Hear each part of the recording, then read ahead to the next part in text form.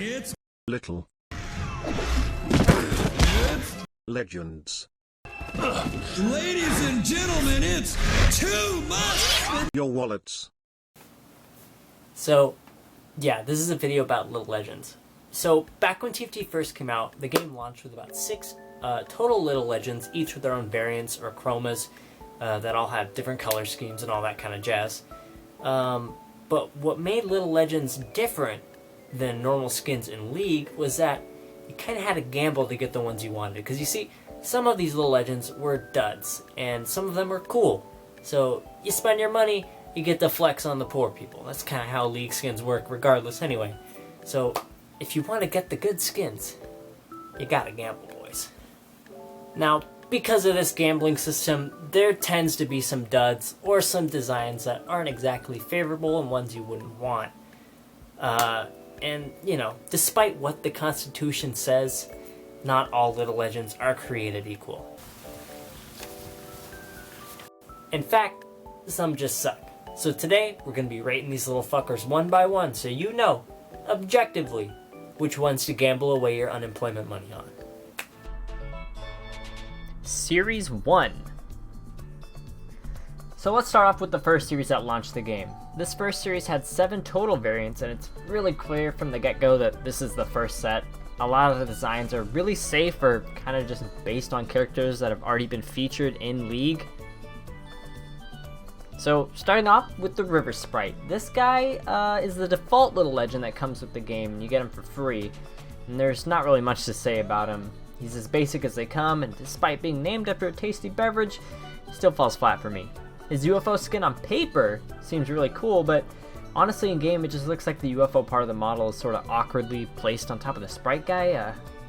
So yeah, I'm gonna give River Sprite a D-. It would have been a higher grade if he was the McDonald's kind. That Sprite's way better. Next up, we got arguably the most popular Little Legend and the mascot of the game, Feather Knight. While pretty derivative from the normal Pengu design featured extensively in League, I gotta admit I'm a sucker for penguins.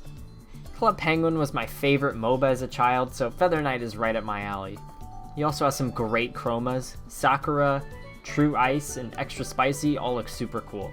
Sakura is actually the only Little Legend I've 3-starred so far, so he definitely gets some bonus points for that. Oh, and also he dabs. Pengu is a Chad. So I'm gonna give Club Penguin an A. Yeah, sure, that sounds good. Fury Horn! He's cute, but honestly, not much else to say about him. His chromas don't really change anything, and his 2 and 3-star forms basically only just change his horn size. So, yeah, pretty lame. I like his little walk, though. It's cute. Fury Horn gets a D. Hauntling. Gotta say, not really one of my favorite designs. His 2 and 3-star look cool, but there's not really much else I really have to say about him. His 1-star is kind of lame, in my opinion, and overall, just pretty subpar for me. His 3-star is pretty cool, though, so I'll give him a D+. Moldiver, I'm a big fan of your work. I mean, just so you can see from his pose, he's saluting ya, he's ready to win, or maybe scratching his head. I don't know, but his chromas are pretty solid, and his 2 and 3-star variants look super cool. Gets the whole mining gear and the shovel getup. Looks awesome. The 1-star version of the astronaut, kinda lame, but the 2-star sick, and the 3-star doesn't exist for some reason. But overall, he's a pretty solid Little Legend, and I'll give Moldiver a B+. Next up, we got Rune Spirit, and honestly, I just hate this little guy. Like, maybe it's because I'm a mid laner, and seeing this little blue buff reminds me every time my 1 in 5 Rek'Sai takes the buff for me, but honestly, when I see this little guy, I just want to kick him over. Like, he looks so kickable. Like, just imagine fucking punning this guy. It's a straight F, easy F. Now last, and probably least for many of you, is Silver Ring. Ignoring the obvious,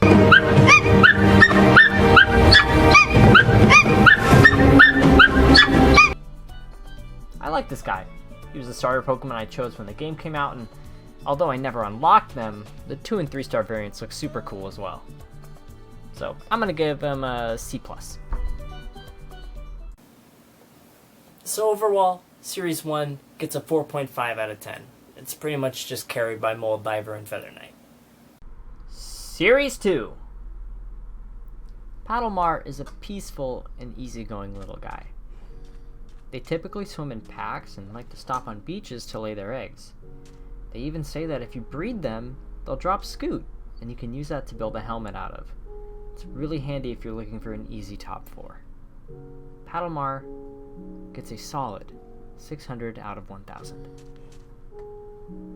Protector is a really cool mob. You can tame it with a bone and they'll join you in battle, and they'll actually even fight off other units. It's actually kind of OP. They're especially skilled at playing the piano too. So overall, pretty sick. I'm gonna give it a 500 out of 1,000. Lastly, we have the Hushtail.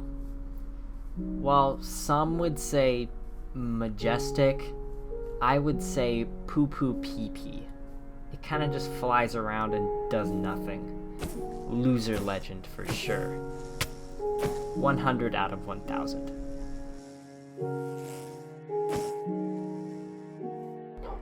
Overall, I rate this series 3 gold blocks out of 7. So next up, we got the Weeb Ayayaya skins that were based off of the latest Star Guardian skin line. Now, I'm not a big anime fan, so just bear with me if I mess up on my references. Starting with Fuwa, which first appeared in episode 230 of the Pokemon Amune. Fuwa hatched from a Little Legends egg Ash got using his Twitch Prime subscription.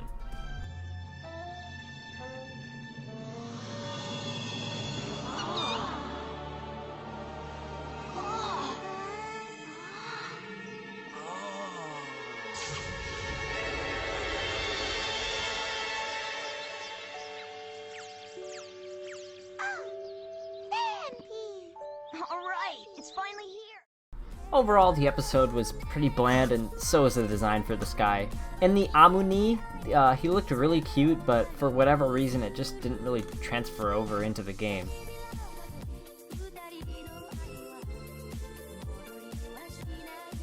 I'm gonna give Fuwa a 10 times 5,827.37 to the 12 times 15th power out of 10 trillion.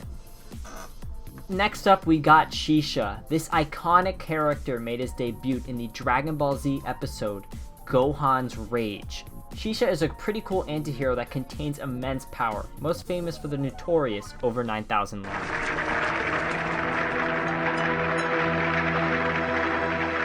Vegeta, what does the scouter say about his power level? It's over 9,000! What, 9,000? There's no way that can be right! And while that line doesn't make it into the game, he still has awesome power-up animations as well as a Super Saiyan 1 and 2 forms for his 2 and 3 star variants.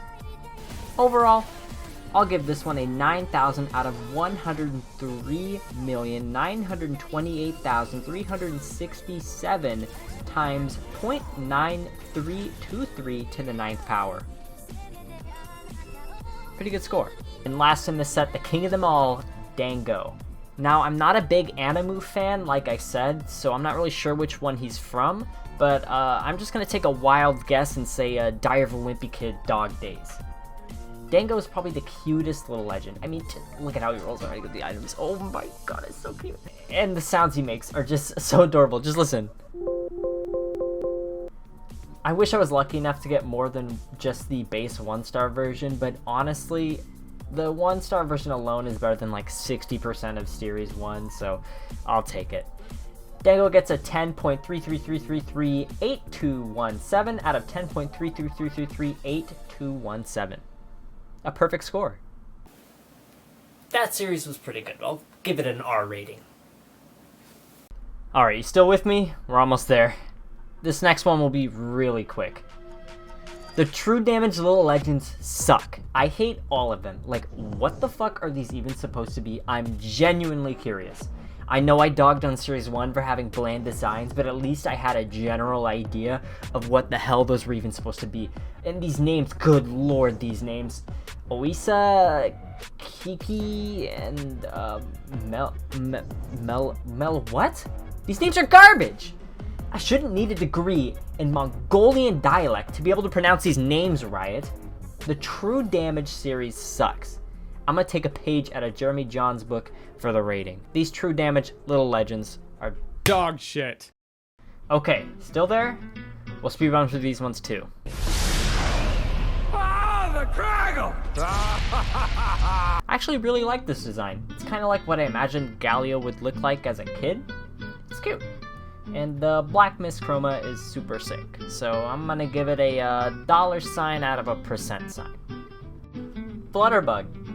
I honestly forgot this one even existed before I started making this video, so I guess that pretty much says my thoughts about it. I'm not actually even sure if I've ever seen this one in game before. Talker.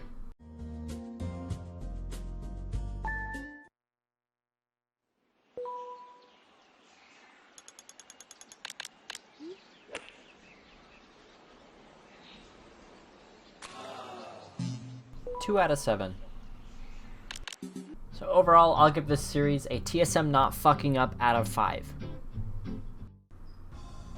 Alright guys, we made it. The last 3. The 3 little legends that came out with the release of TFT Galaxies. Let's go ahead and throw them on the tier list. So first up, let's start with the Abyssia. This guy, along with Craggle, is some of the cool, like, edgy little legends, so he's a pretty unique niche for himself. I'm not really a big fan of his 1-star look, though if I'm being honest, the 2 and 3-star looks really cool, especially the calcite chroma, so we're going to put him in a solid A tier. Next up, we got Starmaw. Pretty by-the-books little legend, if I'm being honest. Not much to hate or love. Not really a fan of how his base model and his legendary variant look almost identical, though. That's kind of lame. We'll throw him in C tier. Next up, we got Squink, the very last little legend. And I really like this guy. All of his chromas look great, and he's one of the few little legends that I would say is, like, all his levels look equally good, and the designers really got creative with this one. The Dread Nova Squink has an eye patch, there's a watermelon one, and the Cotton Candy Squink. It's just so cool. And he can do this! I don't know what the fuck that is, but it's funny. So we're gonna put Squink in S tier, and I put this series as a whole in B tier.